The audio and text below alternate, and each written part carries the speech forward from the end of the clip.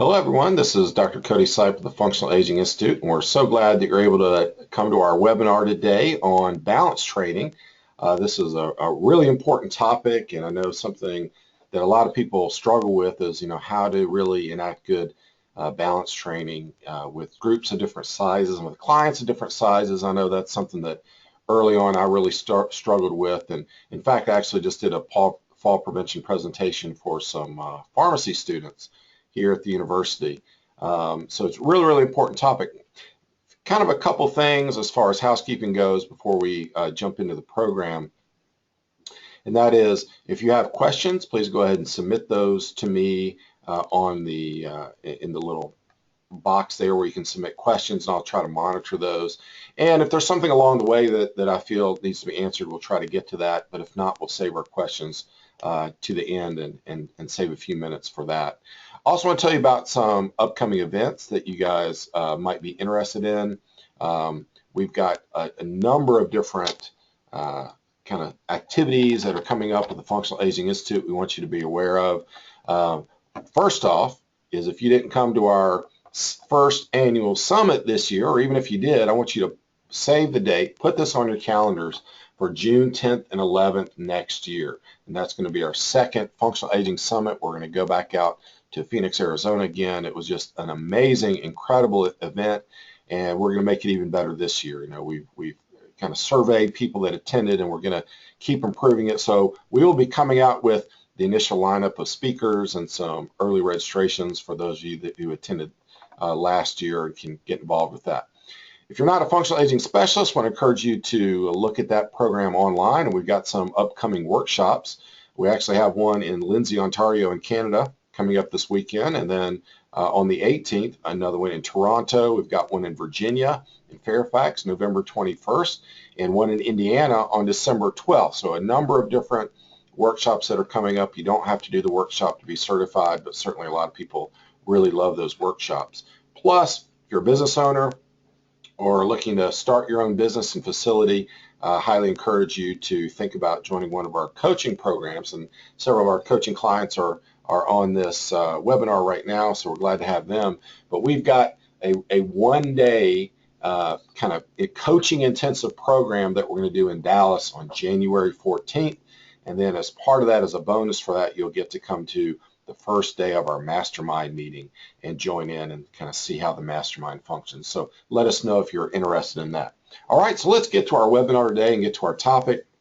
I'm excited to have Sue Grant with us. Sue, we kind of go back a long ways. I mean, we've kind of been in touch for a long time. Sue is now on our advisory board and has a lot of great experience in balance training. She's been an instructor for the Fall Proof program, which Debbie Rose started out of Cal State Fullerton, and Debbie was one of our keynote speakers at our summit last year. She's been through the Gary Gray program and has really kind of put those two concepts, those two kind of approaches together, which is pretty exciting. I think that's kind of very much in the forefront. Plus, Sue has developed a lot of different programs. She's got some DVD programs for the older consumer and trains people regularly as well. So Sue, so glad to have you with us. Thank you, Cody.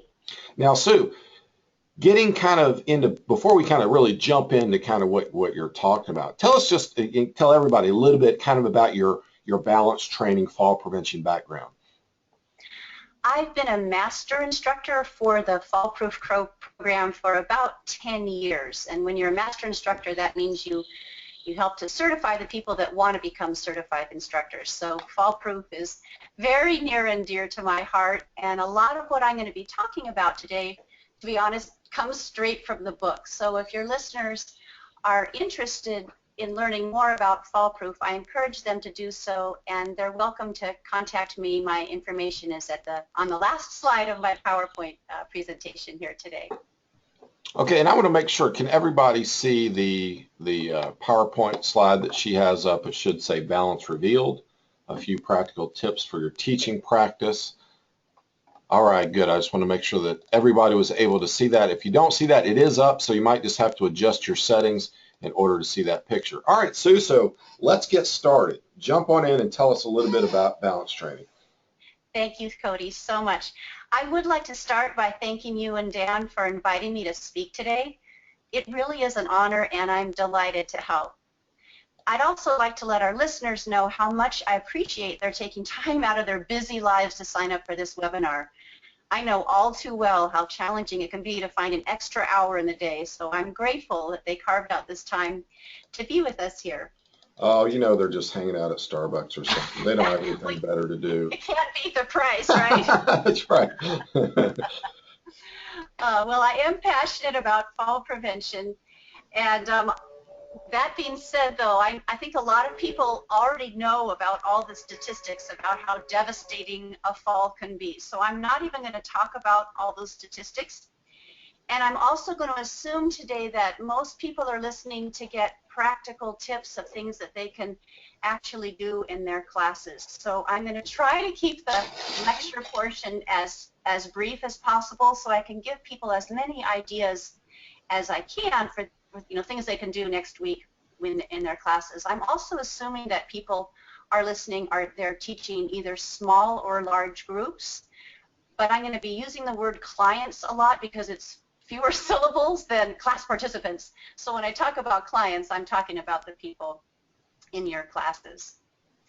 A few things that I'm going to be going through today, talking about how to reduce a base of support for your clients to add challenge to their balance. I'm going to talk about how important it is to study balance in motion rather than in stillness. I'm going to be speaking a little bit about the 3 different sensory systems we use for balance and how we can use those practically. And I'm going to be talking a lot about different exercises we can do for balance and gait.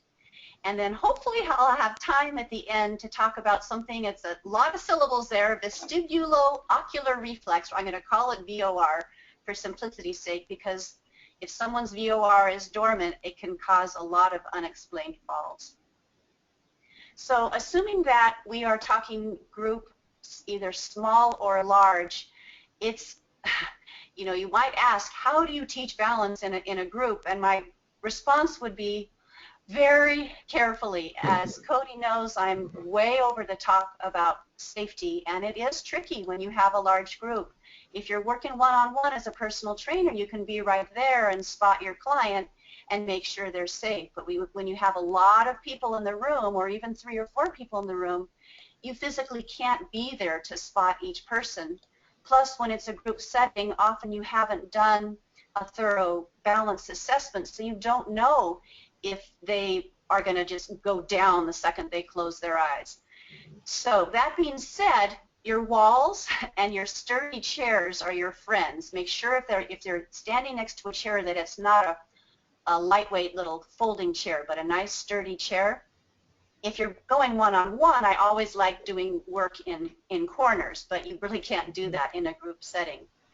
It's important that your participants and you never ever try to spot each other, because that could just be a disaster waiting to happen. You have not just one person falling, but 2 person falling, a little domino effect. And I'm going to be talking about some games that you can play that will challenge balance. People tend to get carried away during the games, and you have to kind of lay down the law and keep repeating those safety cues during the games, because they'll forget, which is the point. You want them to be forgetting about their balance, and you want them to be just playing the game, because we're task-driven creatures, but they've got to remember the safety. That's funny. So yeah, because I literally the other day I was talking to somebody about this, about the cueing, part, and how you got to be so careful in your groups, because you've got to literally tell them, do not do this, right? I'm going to show this to you. Do not do it. You have to hammer it, because as soon as you start to explain it, they start to jump in and try to do it, right? And then all over the place. So it's like you have to be very specific. Don't do it until I say you can do it. So. And there are always a couple in the class that are the risk takers, right? That are giving you a heart attack because they just plunge right as soon as they see. It's monkey see, monkey do. So thank you for backing me up on that. It's so important. Balance is like any other skill. We all know it's use it or lose it, right? And when your kids are young, they're always practicing their balance, they see a crack in the sidewalk and, oh, let's walk on that and not break our mother's back. Or you check into a hotel room, first thing you do is go jump on the bed. If you're 6 years old, it's fun for them to challenge their balance, and if they fall, they bounce, and it's no big deal. But as we get older, if we fall, we break. And so that makes us less willing to challenge our balance, which ironically increases our risk for falls. So we, in applied functional science, just real quick, is the body of knowledge taught by the Gray Institute, Gary Gray. One of the little sayings that we preach in applied functional science is we want to take people to their threshold of success. And what we mean by that is you want to push them just to the point so they're still successful, but so it's not too easy, not too hard. Kind of like the Goldilocks thing. This especially applies for balance. You want your clients to be challenging their balance just enough so they're a little bit uncomfortable, not so much that they're hating life, but not so little that it's really not doing a darn thing. One of the ways to challenge your client's balance is to reduce their base of support. Isn't this a fun slide? Obviously, a wide base of support is ideal for balance. You see people on the football field, on the basketball court, that athletic position is always a wide base of support. But if you want to challenge your client's balance, then you're going to need to play with that base of support. Now, everyone listening has different kind of classes and different kind of clients. And some of the things I'm going to be talking about today, some people might be saying, oh my God, I would never do that with my class. It's way too hard. And then other people are also going to be saying, oh my gosh, that's so easy. What else you got? So I'm assuming that your listeners, Cody, are professionals and they're great at tweaking what I'm saying so that they can make it just right for the people that they're working with. So back to the reduced base of support, a lot of personal trainers and group exercise instructors think, oh, balance training, I'm going to stand on one leg and do 1,000,000 bicep curls.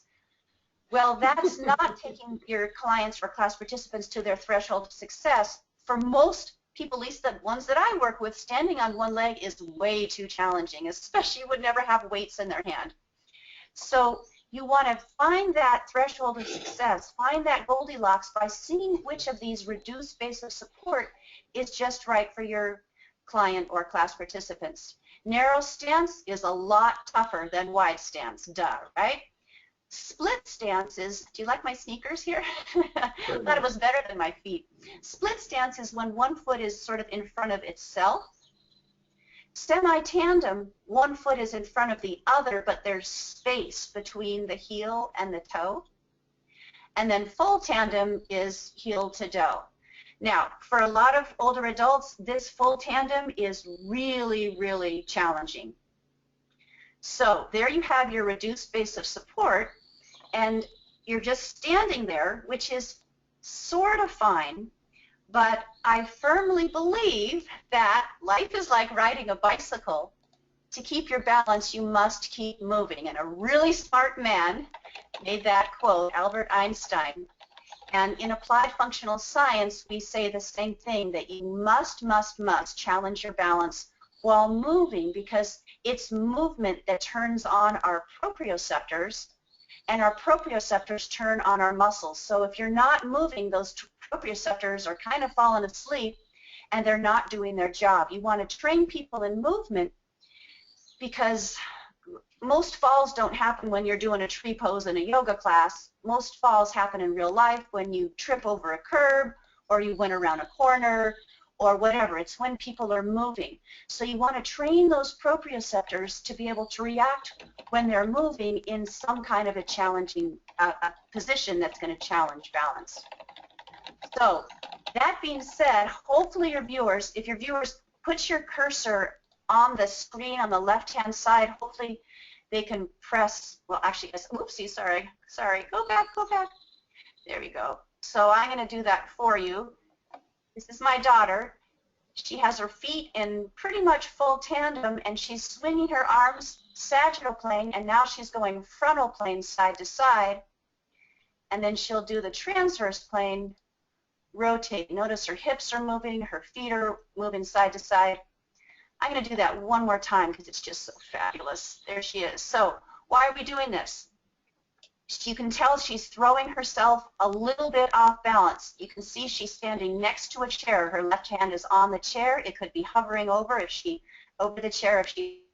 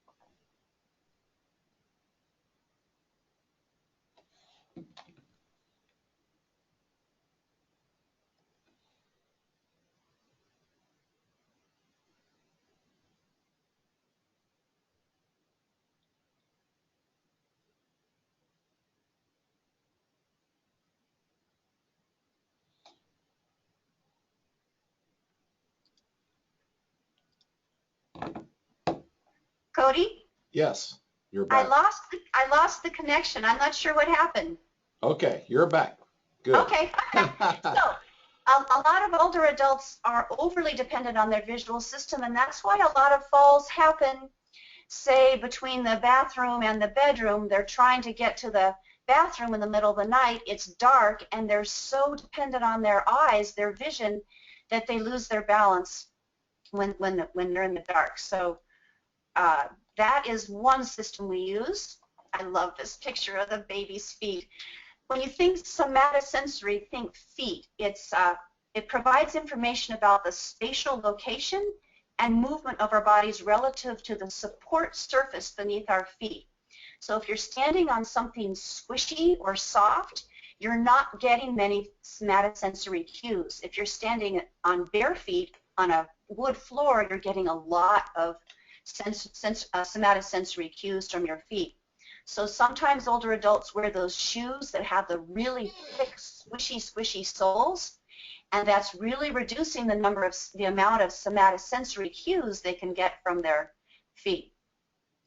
Third system we use is the vestibular system. Most of our listeners have probably heard of that. This system is activated when you move your head, when you nod your head or shake your head or turn your head, because there's this fluid in your inner ear, and when you move your head, this fluid sort of sloshes against these teeny tiny little hairs in your inner ear, and that's another system that we use to balance. So if you want to tune up one of these systems, you can give your client a great gift. I'll explain a little bit more about that. All of this information from the visual, the somatosensory, and the vestibular system is processed by the central nervous system, which tells the motor systems how to react accordingly. And in a perfect world, these three systems all work together continuously and pretty miraculously. But as we age, these three systems can be compromised in various ways. I'm sure you know older adults that have vision issues, macular degeneration, glaucoma, cataracts, whatever. Some people, as they get older, have numbness or tingling in their feet, which is going to goof up that somatosensory system. And a lot of people, as they get older, or all of us as we get older, we have fewer of those little hairs in our inner ear, so we have decreased sensitivity for our vestibular system, and there are also some nasty vestibular diseases you can get, Meniere's disease or BPPV. Lots of things can mess with your vestibular system. So obviously, as group exercise instructors and personal trainers, we can't do anything about the fact that our client's vision is decreasing, but we can tune up these different systems to help I'll try to explain that a little better. Say you have a client that has type 1 diabetes, and they have what's called peripheral neuropathy in their feet, so they can't feel their feet. So you can't help that. You can't do anything about the feeling in their feet. But what a gift you'll be able to give to your client if you can tune up their visual system and tune up their vestibular system, those two systems can then help compensate for their pretty crummy somatosensory system. Mm-hmm. So if you want to tune up the visual system, you want to stand on something or walk on something that's compliant. By compliant, I mean something kind of squishy, sand or a cushion or a pillow, or a moving surface, like one of those balance boards, those bongo boards. When your feet are standing on something squishy or moving, it reduces the number of somatosensory cues from your feet. And then if you focus on a vertical target, something that's not moving, and it's interesting, if you focus on something that's vertical going up and down, that helps your body to line itself up and down. So once you're standing in some sort of position of reduced base of support, just like my sneakers from before, of course I would always want to add the arm swings, swinging that arm forward, back, side to side, either over your head in front of your hips, or in that transverse plane around the corner. And again, you're going to want to tweak this with your classes so it's just right for them. If you're doing it in a class, you'll always, always, always have them standing next to a chair. So one hand can either have a death grip on the back of that chair or just hovering over or not even touching the chair. But the chair has to be there if you're in a group setting. Yeah, I'll just share kind of a tip that I found really, really helpful is just when you talk about getting the eyes up, cueing that vision up and focused instead of looking down on the floor with anything you're doing, get them to get off that dependency on the visual system looking down at their feet. And you'll notice when you start to do exercises, people's automatic reaction is to look down at the floor. It's kind of natural, and so you have to continue to cue them to get their eyes up, to look forward, and whether we're doing something static or dynamic, I'm always trying to kind of cue their vision up. And if we're teaching a new skill, you might let them use that vision, look at the floor while if they're like doing a gait pattern or something for the first time, but very quickly you want them to get off there, looking at the floor and looking up at something. And for all those cheaters that are out there that, you can't get them not to look at the floor, have them just hold one of those foam pads like a serving tray so they can't see their feet. So even if they cheat and look down, they can't see where their feet are. Really try to reduce that visual input. I love it. And I love the cue you used of looking forward. Sometimes if you say look up, then they're looking up at the ceiling. Right, not up at the ceiling. Yeah. Yeah, and I like to joke with them and say, I promise you there is no money on the floor. So look straight ahead. And but you're right, that is such a natural tendency to look down. And then also once you look straight ahead, your posture completely changes and you look about 10 years younger and your center of gravity is right where it should be rather than that kyphotic head forward, slump shoulders. So thank you, Cody. You're spot on. To tune up the somatosensory system, it's kind of the opposite. You'll want to either reduce or engage or remove vision while your feet are standing or walking on a firm surface. So once again, you would really, really, really want to cue to lock your eyes onto that stationary target, that vertical target, if you're trying to tune up the somatosensory system. And then finally, if you want to force the use of the vestibular system, you're going to need to stand or sit or walk on a moving or compliant surface with vision reduced, engaged, or eliminated. So vision reduced would be maybe sunglasses or one eye shut. Engaged means maybe reading something or playing a game. I'm going to be talking about that later. And then eliminated, obviously, is with your eyes closed. 3D leg swings. These are one of my favorite group balance exercises because they're so gait-like. Gait is, I'm sure you know, when you're walking, when your leg is up, you're sort of losing your balance, and when that leg comes forward and lands, and you're regaining your balance. The other leg comes up, you're losing your balance, you're regaining your balance. I love these 3D leg swings because they're so functional. They're so much like gait that they are very, very, they're wonderful and safe. So actually, I'm going to have our listeners, if you want to give it a try, let's try this together. If you're sitting, stand up and stand on the right side of your chair and put your left hand on the back of the chair. Start with your right foot, tapping your right toe forward, back, and forward, back. I'm assuming that's way too easy for 99.9% of everyone listening, but this is where you would start with a very frail or very elderly person. To tweak it up, you can not touch your toe, but have your legs swing forward, back, and then you can really progress this by changing the pace of the leg swing. You can go really fast or super slow. You can have them swing it high or low. People will self-select so beautifully with this exercise, and they really will be able to challenge their balance right to that Goldilocks thing, that threshold of success, so beautifully in any kind of small or large group.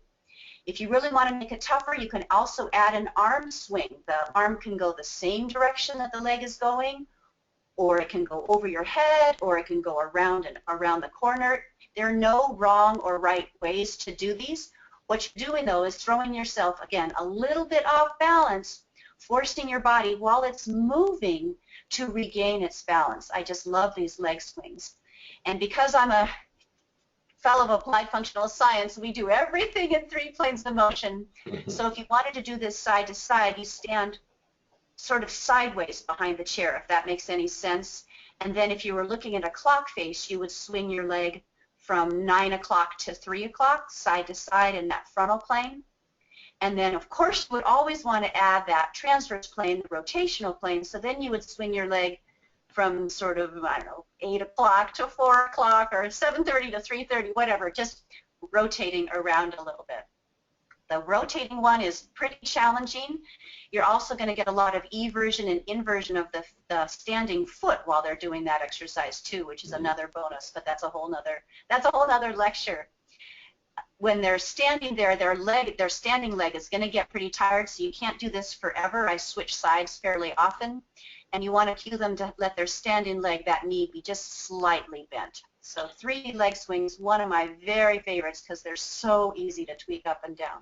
Yeah, and really quickly on that, Susie, I like that too. And kind of one of my, it's not really a pet peeve, but I think we do too much where we're having people stand on wobbly stuff. Now that's good, right? That has its purpose. But I think for most people, most trainers, they think, oh, let's just jump on this wobbly thing, and that's really hard. And well, that's kind of the instability of the ground. But yet when you look at like what you're talking about with a lot of gait mechanics and even a lot of what happens with falls, it's instability from the top down, right? It's something that above our feet that is thrown off our center of gravity that is unrecoverable.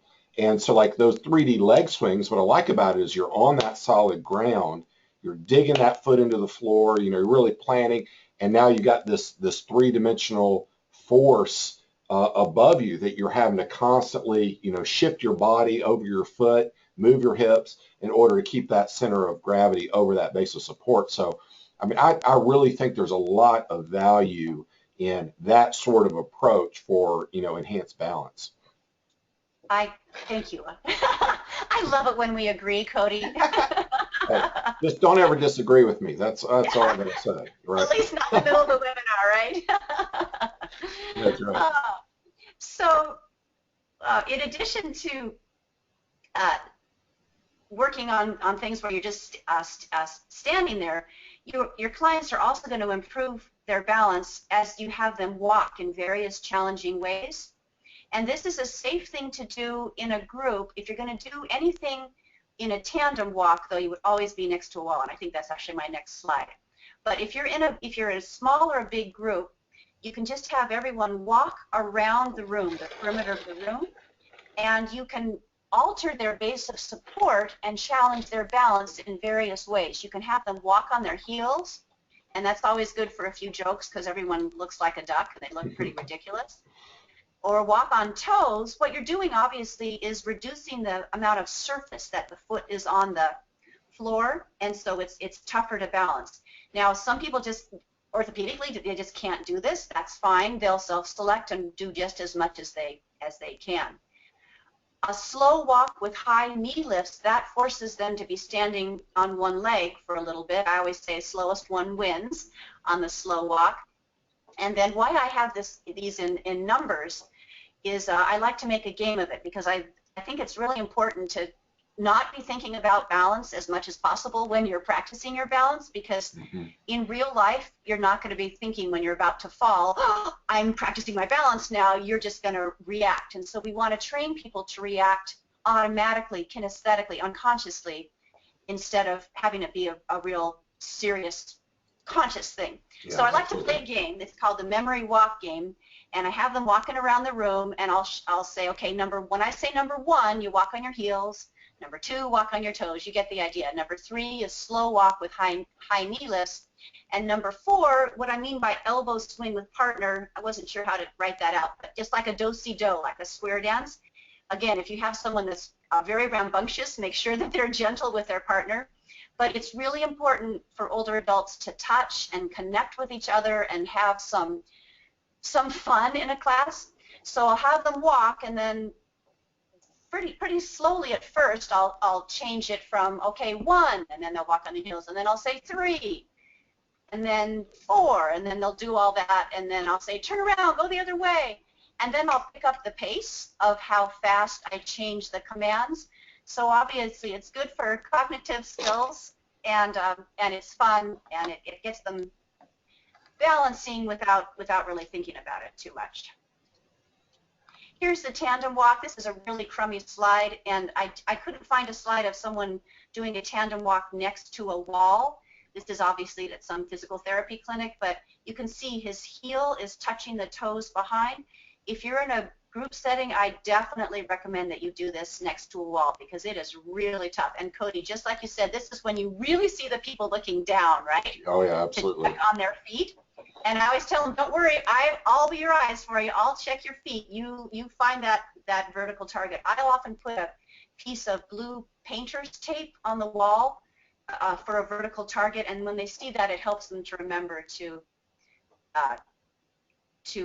focus their eyes. It's really important when people are walking that they look at that vertical target, but then peek down at the ground all the time. And I use the word peek intentionally, because you don't want to have them have their whole head go down to look at the floor, but you do need to see if there are cracks or bumps or holes or whatever. They need to peek down all the time. This is one of the first things we do in my fall proof class is practice, and I have 2 lines, and they're facing each other.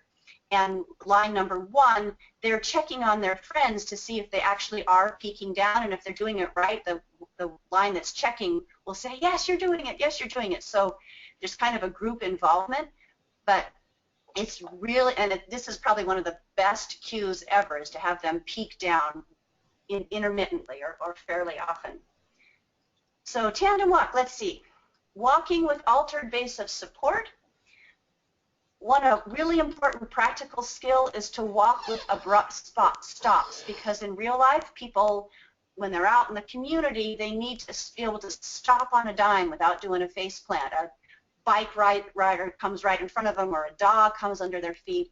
And this is where a lot of falls happen, is when people are trying to stop and they can't maintain their center of gravity. So what I have them do is walk along at a nice brisk pace, like they mean it, not kind of waiting for me to clap. And then when I clap, they stop, and I ask them to try to readjust their feet as soon as possible, so they're in a wide base of support. So again, I'll have 2 lines, and I'll have 1 line saying, yes, you did so well, your feet are nice and wide, because you want to get them practicing stopping with their feet in a wide base of support. Now, this is obviously a contrived and kind of manipulated situation, but it does have carryover into real life, so that if they have to stop on a dime when they're out that afternoon after your class, their body's going to remember to go into that wide base of support. Again, I like to make a game of as many things as I can, so you probably remember that game you played when you were 8 years old, red light, green light. where there's one person standing at the front of the room. They're the stoplight, and they spin around and they say red light, and when they say red light, everyone has to freeze. When they turn around and are not facing the class walks toward them.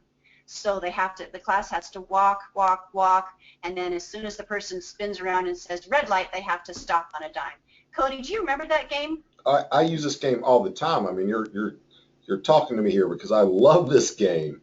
Okay. Because it's so great, because what you said earlier about getting the balance control to a reactive unconscious level is really the key to being effective. And so you can't just, if people are kind of doing it on their own, they're thinking about, oh, I need to stop now, where you say green light, red light, and they got to stop and they've got to stick it as much as Yes. possible. Yeah. And the power even of that getting going really fast. I tell people, at least when I lead these classes, when I say green light, I want you to take off. You're still walking, but you got to take off. And then you have to try to stick it. You got to try to stick it. And you'll see those people, obviously, that they try to stop, and it's that step, little step, other step, step, step, step. They can't stop that center of mass from moving really quickly. So, yeah, this is a great game. I like your term stick it. I haven't used that one, and everyone that's watched the gymnastics and the Olympics knows what that means. So that's a great one. I'm going to use that one. Thank you. I trademarked it, so you're going to have to pay me to use it, but we can work that for out. a small fee. That's right. Another fun thing to do is walk with directional changes. Now, if you have a huge class, this could be a little bit of a chaos, but it's important for people to be able to turn and refocus their eyes on a new vertical target as they change direction. So you have them, again, walk just like Cody's saying, at a nice brisk pace, turn 90 degrees or turn all the way around.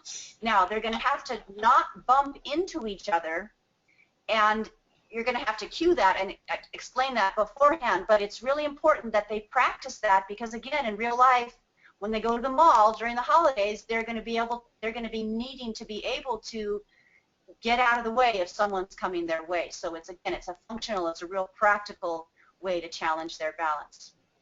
By step 2 walking, I just mean sort of slow walking lunges, if that makes any sense. You take your right foot, step it forward, and then left foot, as much as their knees and joints will allow, a big step forward with their left foot.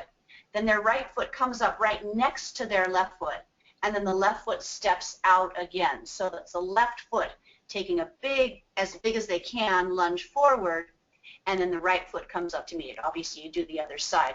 This is huge balance, surprisingly, challenge for a lot of people. If it's too hard and there's a lot of wobbling, they can do it next to a wall. Or if they take their moving leg, the stepping forward, off to the side a little bit, again, to widen that base of support, then they'll be more towards their threshold of success for that.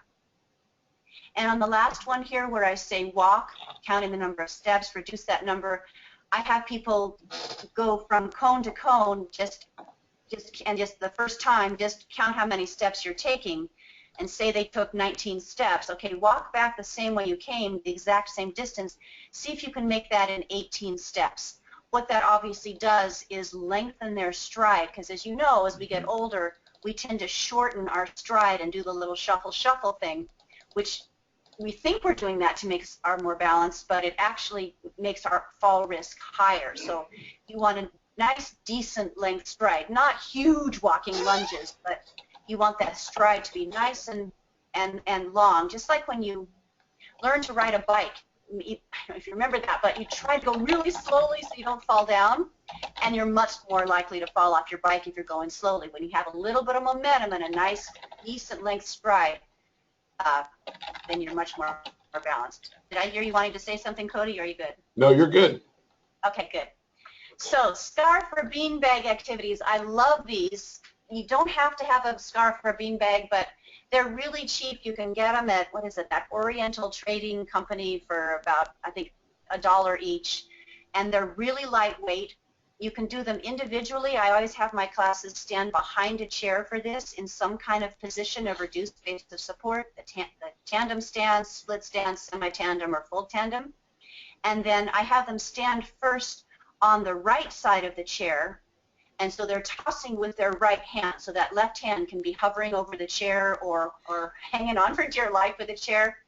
I do that first, and then we switch sides, switch our feet, toss with the left hand, and the second time I'll usually have them, okay, toss a little bit outside of your comfort zone. Throw it a little bit farther off to the side or a little bit lower, a little bit higher. And then when you get their head moving up and down, guess what? You've got that vestibular system activated as well. And then I have them stand behind their chair, and then I let them know, look, you're not going to have that one hand nearby to hold on to the chair, so you might want to reduce your position of base support a little bit and toss up, see how high they can toss it up, and then it's really fun to toss it up and see how many, can you clap once before you catch it, and then can you clap twice, and then of course you have a contest, who can clap the most, and clap, clap, clap, clap, before they catch it, and then the winner, you know, I guess some little stupid little prize. Anyway, just fun stuff. That's when it's individual. Scarf handoff to partner, I always have them stand behind a chair, and they're going to want to sort of not bother with that, but it's really important. Stand behind a chair, face the partner opposite them, but be fairly far away, and then have them in some sort of a split squat, a right leg forward, left leg back. Again, if they're really wobbly, they can widen that a little bit so they're not on a tightrope. And then they have to lean forward to hand the scarf to their partner. So when they're leaning forward, this is really going to turn on the glutes. Some people's backs won't allow that. If that's the case, then they don't do it so much. But it's really important to have those nice, strong glutes, and anytime you lean forward, you're engaging those glutes. If their backs and joints will allow it, you can also have them hand off the scarf at shin height, or maybe if they're really fit, you got a bunch of 60-year-olds, maybe ankle height. You're going to hear a lot of groaning. Oh, I really feel this in my backside, which is good. That's what you want, those glutes to be totally fired up. Yeah. And then everyone say, I'm sorry, go ahead. So yeah, and functional reach, even like when we test people for functional reach, I mean, that's a big indicator of fall risk and balance ability. So this is something that's very critical to work on. Exactly. That sway envelope. How far can you lean forward without having to take a step? And the scarf toss is everyone's favorite. I start off with partners, and I let everyone have a scarf, and I have them just tuck their scarf into their waistband. And then I just start off with, again, always, always, always next to a chair, behind a chair. Pick a position of reduced base of support. And they start having so much fun, they forget about their feet, and they forget to go into that position of reduced base support.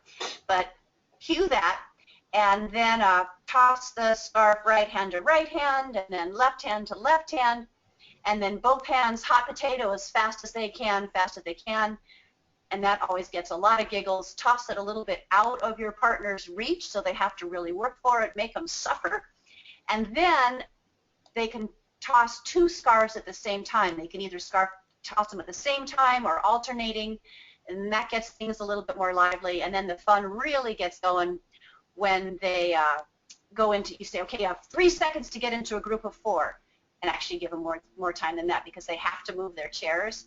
So then a group of 4, and you have one scarf going around. It can go around in a circle or a cross, and then 2 scarves, and then mass chaos. You have 4 scarves, and everyone's laughing, and this is where they all forget to put their feet in the position of reduced base support. And if your people are fit enough, you can go to groups of 8. So it's a really fun way to challenge their balance, and you better believe they are challenging their balance, and they are not thinking about their balance one bit. It's so automatic. Have you ever thought about like lining them up and throwing grapes and see if they can catch them in their mouth? I mean, that would be, I mean, that sounds pretty fun, right? I mean, you throw it high, you throw it fast, you can beam them at them. Yeah, I mean, that'd be pretty challenging. I'm gonna let you try that one out. You can let me know how it goes. I'll let you know. Ball activities. Again, balls are very inexpensive. I like real soft, squishy balls that can't possibly hurt.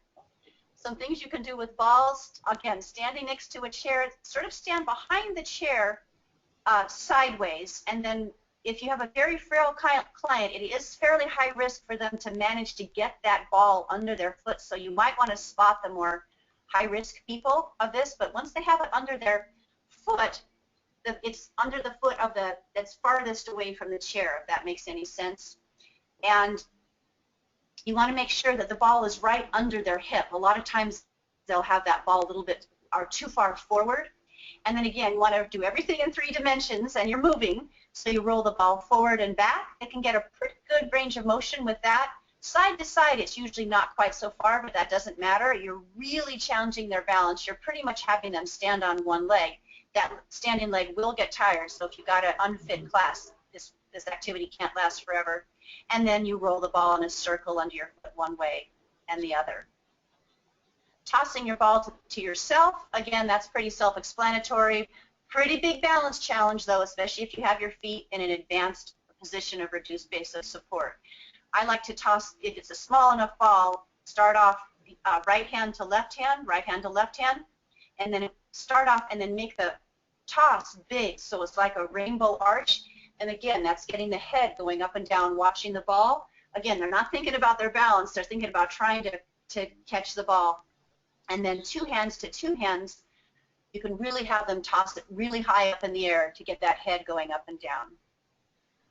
Facing a partner, again, reduced base of support, playing catch. Again, they can do chest passes or toss it a little bit out of their partner's reach or bounce catch, anything to get them moving and not thinking about balance while they're having a good time. You can also have people walk side by side and play catch with a ball or a beanbag. Sit to stand exercises. As everyone knows, lower body strength is crucial for fall prevention. And my favorite lower body exercise is probably one of the most functional and practical exercises you can do, sitting to standing, because anytime you sit in the toilet or get out of a chair, whatever, you need to have these skills. But it's kind of boring. So to mix it up a little bit, you can change the foot positions. I like to start off with my feet side by side about hip width. And then if their knees will tolerate it, I have them put, say, their right foot a little bit farther forward, kind of like that split stance position with my sneakers. When they stand up, in fact, if your listeners want to try it right now, if you stand up and sit down with your arms folded across your chest with that left foot forward, your right leg is going to do much more work, especially your right glutes. Obviously, the same thing would happen if you had your other leg forward. Some people with knees that give them fits have an easier time if their feet are in a wide position, and especially if they externally rotate their feet. I don't have people internally rotate their feet on this because that can be too tough on those arthritic knees. Foot positions. Oh yeah, and sit to stands, I'm sure a lot of your listeners know that the cue nose over toes is helpful. A lot of people, when they don't have very strong lower bodies, they have a hard time getting out of a low chair or a real squishy chair. So if they want to use their mass and momentum, you want to load to explode, thinking about those their nose going over their toes. That will help them get up out of a lower squishy chair. I like to play the elevator game where we stand in front of the chair and we're in an elevator. And you're going down from the 10th floor, 9th floor, blah, blah, blah, and then you can get to the mezzanine, and a lady has to stop the elevator, and she has her stroller kind of gets stuck in the door, so they're hovering. That's a tough one, and if people need to sit down, that's fine, but again, that's a great way to strengthen those all-important lower body fall prevention muscles. I like to stand up fast, really fast, and then sit down really slowly, so you're doing that powerful, explosive stand up. And then using those eccentric muscles to sit down slowly. That's a tough one. If you have a ball that's kind of squishy, you can have them squeeze the ball between their knees, and I make a joke that there's a 37-cent fine if they drop the ball, but that will get those muscles in the pelvic floor activated, which is a bonus.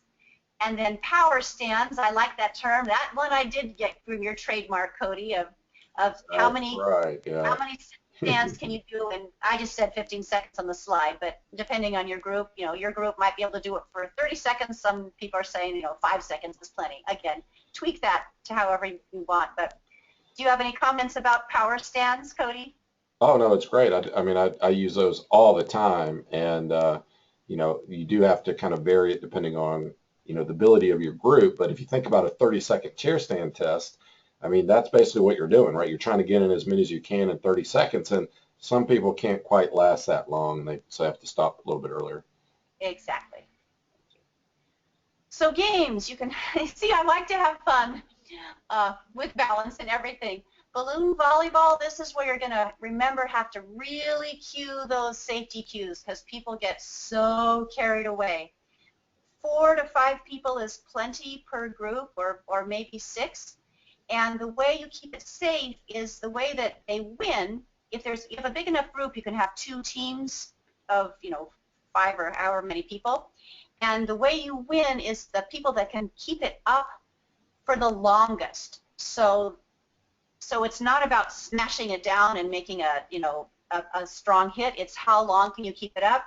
I tell them that it doesn't count unless everyone counts 1, 2, 3, 4. So that gets everyone involved. And then to mix it up, we can count by 2s, 2, 4, 6, 8. Or if someone is fluent in some language, they can, that's cool, they can count up in their language. Anyway, balloon volleyball, it's going to get their head moving up and down. It is fairly high risk. So if you have, just be aware that it's a great way to challenge balance, but it can be somewhat dangerous. There's no diving for the for the ball in this game, obviously. I don't know if I'd want to tell my older men to try to keep it up for as long as they can. I'm not sure. I don't know if they're going to go for that or not. How's that for a better cue? Be very specific in your instructions. Circle soccer can be surprisingly challenging, at least for my fall-proof classes. And again, these classes are people that have signed up because they have balance issues. So if you have just able-bodied 70-year-olds, it might not be so challenging. But kicking a ball is tough because you have to pretty much stand on one leg, and you're moving that leg and having to watch the ball so your vision is engaged. I always, always, always do this next to a chair. I have them start off just by practicing kicking the ball to a partner standing behind a chair with one hand on the chair, and then make sure that they trap the ball. They stop it under their foot when it comes to them, so they never just kick it back and forth. They always receive it, trap it, stop it, and then kick it. Once I see that everyone in the group is able to do that, then we make our chairs in a circle, and we play soccer. And this, again, you have to cue safety here because people get pretty carried away, but they try to kick the ball. And I always laugh because in my fall-proof class, it's very much of a supportive, let's all help each other out thing. And then I say, when we're playing soccer, okay, that was a lie, because this is all about you, and the way you win is to make a goal by kicking the ball between the legs of the chair opposite you or one of the other chairs. So people keep track, and it's fun, and lots of laughter and lots of yelling, and you were robbed, and they are allowed to put their leg in front of the ball if it's coming towards them. Pass the potato is in a circle. You have one beanbag or one ball or whatever. You go around. Again, this helps with their postural control. If they're standing fairly far away from each other, and they have to, again, just like Cody was talking about, that sway envelope, having to reach, have one thing going around, and then say change, and it has to go the other way. And then if they're orthopedically, they are able to, they can pass it low at knee height or high overhead. And then the fun begins when you have 2 objects going at the same time. Have them go the opposite of the way, so that you always tease the person that has to get both at the same time and crisscross their hands. Pretty easy activity, so it might be too easy for some of the people that have just regular, 60, 70-year-old classes, but it's pretty challenging for my fall-proof participants. And then, of course, we always play hot potato, where it gets hot and they can't burn their fingers and they have to pass it as quickly as possible. And it's really important to train those fast twitch muscles, get people moving quickly, because as we get older, as you know, we have those 2 kinds of muscles, slow fit twitch and fast twitch. And as we get older, we lose more of our fast twitch muscles. So we've got to keep those fast twitch muscles tuned up so that we can react quickly when we lose our balance.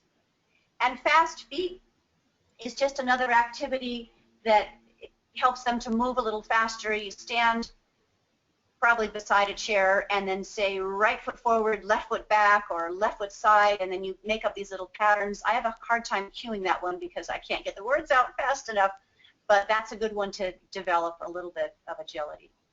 Cody, I've got 5 more minutes. Do you want to do questions now, and should I save VOR for later? Yeah, I think let's say VOR. I think we can come back to it and have you on again and go into this a little bit more. So go ahead and if you have questions, please send those in. One question that I've gotten is on resources. So they said, thank you for all these great ideas. It's kind of blowing their mind, you know.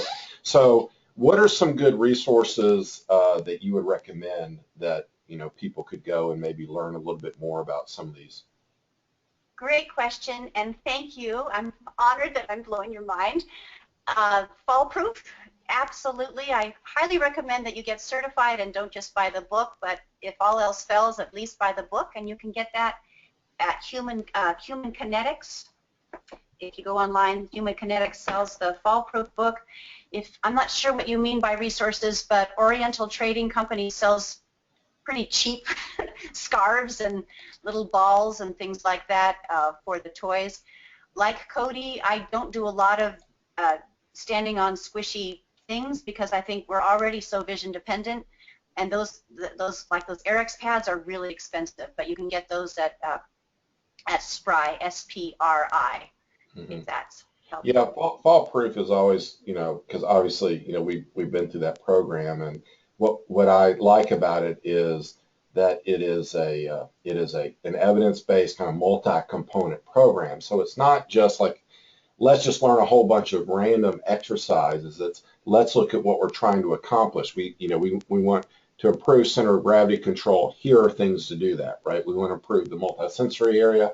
This is what we do in that. And I think that's what's really key, is to really have this type of approach rather than just, you know, a whole bunch of exercises that you're putting together, and it ends up all those exercises are all kind of in the same domain. You know, they're all, and so you're missing out on the richness that you could, you know, be accomplishing. All right, so I've got a question here for you.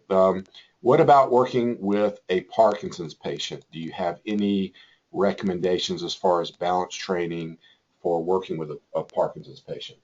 Great question. I work with a lot of Parkies. The tendency is to fall backwards with Parkinson's, so beware of that when you're spotting. I would be cautious if they're at a more advanced stage of having them do things in a group. I would be more comfortable standing behind them and spotting, and they often get kind of frozen. That's part of the disease, is they get kind of stuck. So again, working on those fast feet, getting them to move quickly would be a big gift that you could give to that client. Yeah, and that's a great point about falling backwards, because with the typical faller, it's not going to be a backwards faller, right? They're going to be forward, sideways, you know, in between faller. So a backwards faller is certainly different, you know, to spot this. So that's a good one. All right, so best organization for certification. What about fall? Yeah, so Fall Proof is a program and it's a certification. It's out of Cal State Fullerton, but if you look up, you know, just Google Fall Proof balance training, it should come up. I think they host it on their Cal State Fullerton website, don't they? Isn't that where the Fall Proof page is? They can just Google Fall Proof. Yeah, I think so. You somehow find it in all those other Fall Proof, but it's there. I've done it. And the Fall Proof program, the certification program, it's 99% online, and then you come to get sort of tested and certified at Cal State Fullerton for 3 days, and we teach you how to assess, and you do a sample lesson plan, and you will be so confident and so ready to rumble if you get certified. It's just a terrific program. Yeah. All right. So last question, okay, that's coming in here is, you know, somebody's saying, you know, they're pretty, you know, a lot of their clients are, you know, pretty good when they're kind of standing by a chair, but the problem is kind of getting in and out of the chair, and even like falling into the chair when it's time to sit down, you know, so kind of without having a lot of volunteers to kind of scatter out, then she's saying the class suffers because I'm running around trying to help individuals all the time, you know, so kind of what is your input on that problem? Because that's something we all face. Yeah, it's a huge one, and for my fall proof classes, I have volunteer assistants, and I would not run the classes without them because I am a nutcase about safety. So if you have any friends that owe you a favor, then I would enlist them to help, because safety is so key. One thing you can do with that sit to stand thing, which I just popped in my mind now, which might help this person, is a wave. You know, remember in the olden days in stadiums, we did the wave where it goes, you know, people stand up and stand up, stand up, and then sit down and sit down and sit down. And that's another way we can help them be able to get out of that chair a little more easily. Idea. Well, Sue, thank you so much for such great information. And I think obviously we've had such a great response for this that we'll bring you back on, let you talk about VOR and maybe some other things a little bit later on. So everybody keep on the lookout for that. But Sue, thank you so much. Appreciate you kind of sharing with us today. And for all you guys out there, I just, again, want to highly encourage you, stay on top of this stuff. I mean, this is the kind of information that kind of the majority of the industry just doesn't know, and the majority of fitness professionals are just not keyed into. So as far as one, really improving your effectiveness with your clients, this is the kind of information, this is the kind of skill that you need to develop for sure. And then kind of on top of that is, if you're a trainer that's out there and you're trying to get clients and you're trying to generate revenue because you need to make a living and support yourself, having these distinctive credentials and being able to work with this population is really helpful in getting them to come and sign up with you. They feel much more confident about your capabilities. So keep on keeping on, and we appreciate it. Look for more webinars from us in the future. All right, this is Cody Sipe, and we will talk to you later on.